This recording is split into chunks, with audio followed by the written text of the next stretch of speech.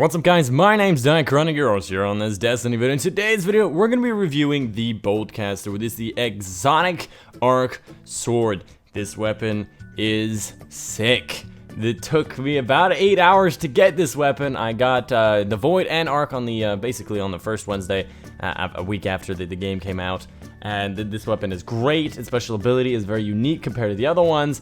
And overall, this weapon is something that you definitely want to keep in mind if you want to play this game long term. And 310 attack exotic sword, it's so good. Before I get into the review of the actual exotic sword, I'm going to explain how to be getting this one. Very similar to the previous one, so if you know how to get the sword already, just skip ahead in the video. I'll try to put it on screen right now to show you when my exotic review actually starts. So first and foremost, you have to get the actual sword. To do this, you got to complete the main storyline and the Dread Patrol from Cade, the mission where you have to do the patrol mission stuff. Once you do that, you'll be able to get the sword from Shaxx in the tower. You have to give him 25 Hadium Flakes, which can be found in random chests on the Dreadnought, and 25 of a specific material. The arc material is spin metal. Keep this in mind, spin metal will be incorporated later within the exotic quest. Once you got your sword, then you need to infuse enough weapons, heavy weapons, into it to get it to about 282 attack. Once you get to 282 attack, then you have to fully upgrade the legendary sword. What I recommend doing is just dumping a whole bunch of motes of light. Well, if you don't know, you just have the weapon equipped, start using motes of light, but holding X on them,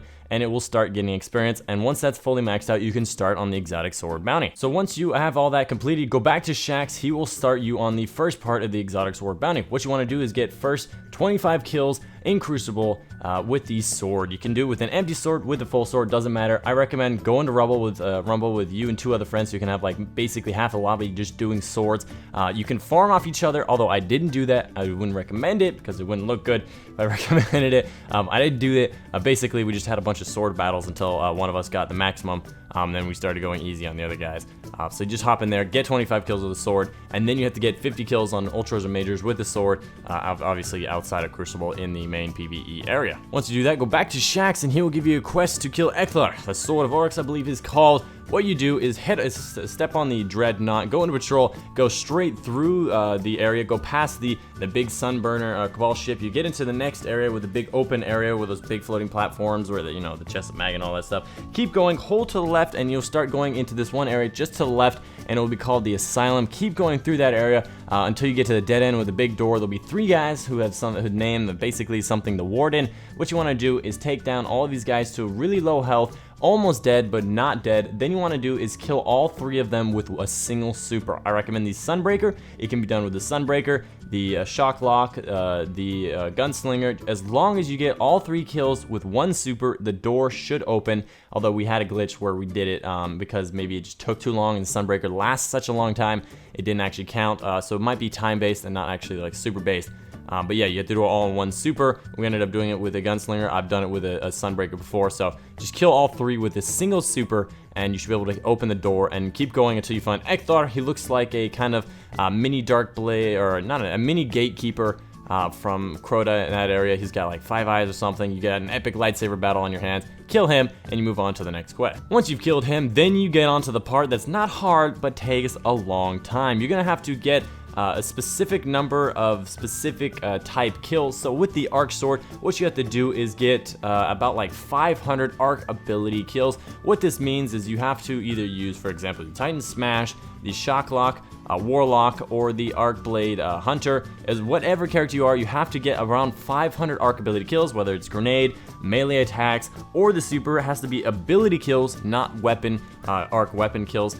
So you basically have to get like 500 of those. Then you have to get a specific type of material. It's like a legendary material for the arc blade. It's going to be spin metal. What you have to do is go on Earth and collect these spin metal piles. It does not count to get in one of those chests in the Cosmodrome. It has to be one of those spin metals. You have to pick up around like 250 spin metal by the time.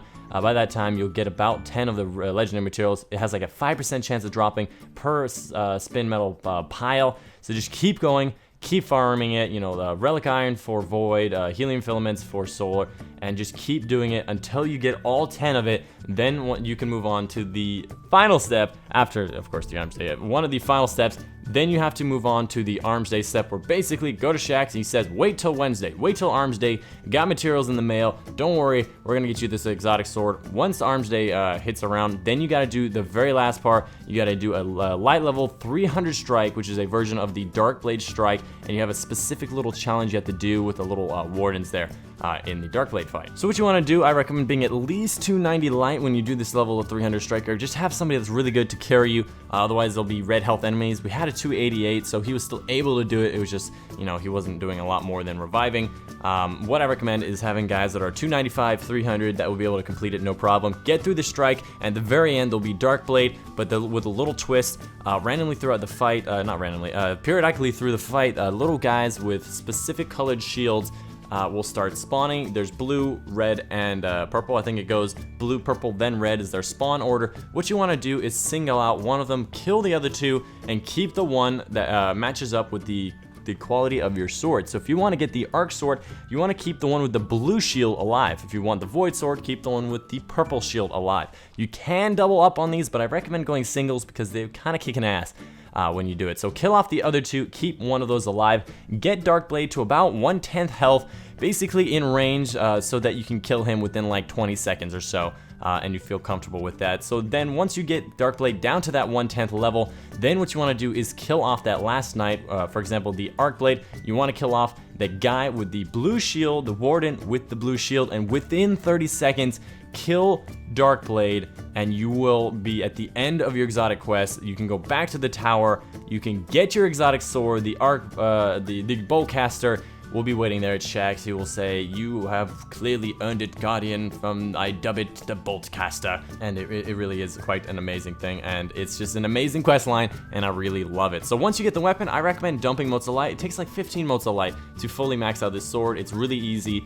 Even though it's an exotic sword, it upgrades really fast. It gives you extra ammo, more armor when you're using it. It also gives you the right trigger ability, which is which is my favorite, not oddly, it is just my favorite, and I highly recommend it if you guys are gonna be getting this sword. Just dump motes of light in it. You've done like 8 hours of work already. Don't put in another like 1 to 2 hours just to be able to get the right trigger ability. So after all that, this is where the exotic sword review actually comes into play. I'm actually going to be talking about my thoughts about it compared to the other ones and all that stuff. So first and foremost, it has these standard things. It comes with guard when you get it. You have right bumper to be able to swing the sword. You get the upgrades where if you're wielding the sword, you have more armor. You can get the upgrade for the right trigger ability, upgrade for more ammo. You can make it so your right trigger ability does more damage. You can, there's one of the ladders says that you can make it so your melee hits or kills give you more grenade energy. I don't know how good this is because I haven't really tried it, but it would have to be pretty good to give up.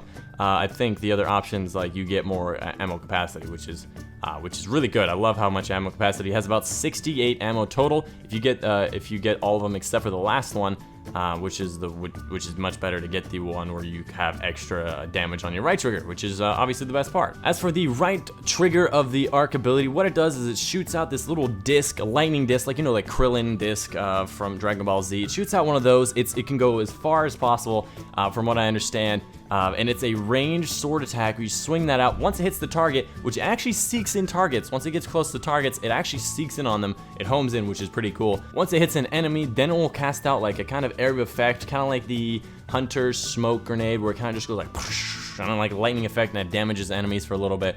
Doesn't last that long. I have to say the strong point about this weapon is the fact that it is a ranged heavy sword. Which is really cool, so you can actually start using it on bosses. I'm riding the Ruined Wings because I just want to use the sword all the time, and it's freaking awesome. Compared to the damage that the other ones can deal, the Solar still does the most damage. The Void can do a lot more damage to groups, but the Arc one can do it at range, which gives it the abilities that none of the other ones really have, and it's just, it's fantastic. Accompanied with the fact that it's a 310 attack sword, so it's really just gonna help you out in no matter what you do. Which is freaking awesome. As far as the aesthetics go, it looks like a cheese knife where it has a lot of those holes in it. It doesn't look like a bad sword. It has electricity flowing around it, but the Solar sword has these spikes on it as well as fire. The Void sword is a very sleek design with these like void incantations and designs, which look very, very good, and I definitely like it. So appearance-wise, the Arc, in my opinion, looks the worst. Not technically the worst, but it doesn't look the best. whereas the other ones do look better. But again, the advantage of this sword is that you have a ranged sword attack. This sword attack can do a lot of damage. You probably could get more damage out of a full ammo sword than you could a rocket launcher. Well, maybe not the year 1 Gallahorn on year 1 stuff. However, you definitely can get a lot of damage down range. And again, it's a sword, and you can shoot it. And that's the one benefit for it that like is above all. You cannot beat. Other than the fact that, you know, obviously it just doesn't have as much damage. So out of these swords, I definitely have to say this one is a situational sword. If you are in like a nightfall or a very high level strike and a point at which you want to be away from the enemies, for example, in the raid, you don't want to be next to the enemies, the arc sword might be the best sword for you. It might be the best sword for the raid because everybody's like, yo, you got to use LMGs, rocket launchers, we can't be next to the enemy. Yo, you got a sword that can shoot lightning. You got to, well, first of all, I was really hoping that you could just point the sword and a giant jet of lightning would fly out and just shock a whole bunch of chain against enemies. That would have been cooler. I'm just gonna put that out there. That would have been cooler ability for the arc sword. But it's clearly it's not. But I thought it would be a much better ability. I thought that's what it was gonna be, but sadly it is not. And we have what we have, and it is very situational. I wouldn't say one is better than the other because they all have their abilities. The solar one, lots of damage, only one target. The void one, it does a lot of damage in an area of attack, as well as that it looks pretty good. Just wanted to put that out there. Haven't gotten the solar yet, so I'm really into the void one. And finally, the arc one has range. It's not as powerful, but it has range. So each one is very useful in its own right.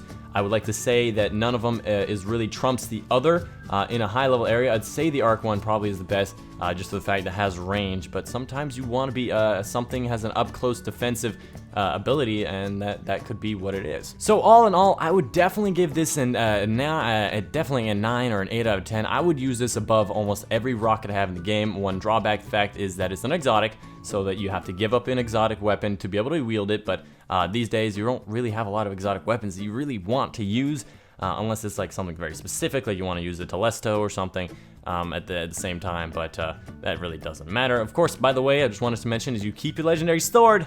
When you get the exotic, it's still there in your inventory. You just also get an exotic sword, which is baller. But yeah, that's pretty much a review for you guys today. I hope you guys did enjoy the video, the tiny little guide that I did, little doopsie doodle. If you guys want to see more things, I'm going to be doing a kind of funny moments of me getting this solar sword with a friend of mine.